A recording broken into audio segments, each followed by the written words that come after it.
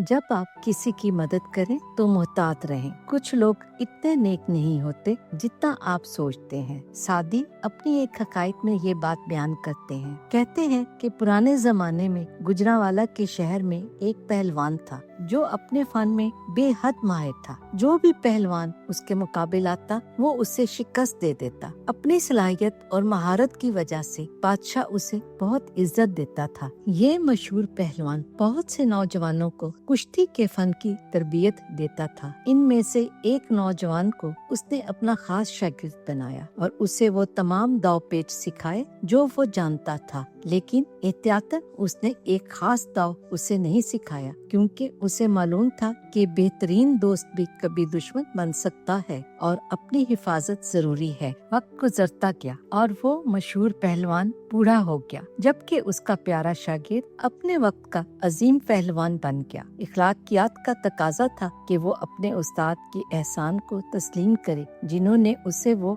Fun सिखाया जिससे वो इतना काबिल हुआ। लेकिन वो इतना बदफितरत था कि एक दिन बादशाह के दरबार में ये दावा कर बैठा कि अगरचे उसका उस्ताद उससे उम्र में बड़ा है, लेकिन वो ताकत और कुश्ती के फन में उसे शिकस्त दे सकता है। बादशाह इस बयान से नाराज हुआ और हुक्म दिया कि उस्ताद और शागिर्द के दरमियान एक मुकाबला हो ताकि ये फैसला किया जा सके कि कौन बरतर है। एक मैदान में अखाड़ा तैयार किया गया और उस्ताद और शागिर्द कुश्ती लड़ने के लिए दाखिल हुए। नौजवान शागिर्द अपने ताकत के गरूर में मुब्तला तकब्बुर के साथ अपने उस्ताद के करीब आया। ऐसा मालूम होता था कि जैसे वो लोहे के पहाड़ को भी जड़ से उखाड़ कर फेंक सकता है। लेकिन जब उसने अपने उस्ताद के साथ हाथ मिलाया और मुकाबला शुरू हुआ तो उस्ताद ने वही दाव इस्तेमाल किया जो उसने अपने नाशुक्र शागिर्द को नहीं सिखाया था। उसने उसे उठाया और जोर से जमीन पर दे मारा। हर तरफ से खुशी के नारे बुलंद हुए। बादशाह ने बूढ़े पहलवान को इज्जत के साथ इनाम इकराम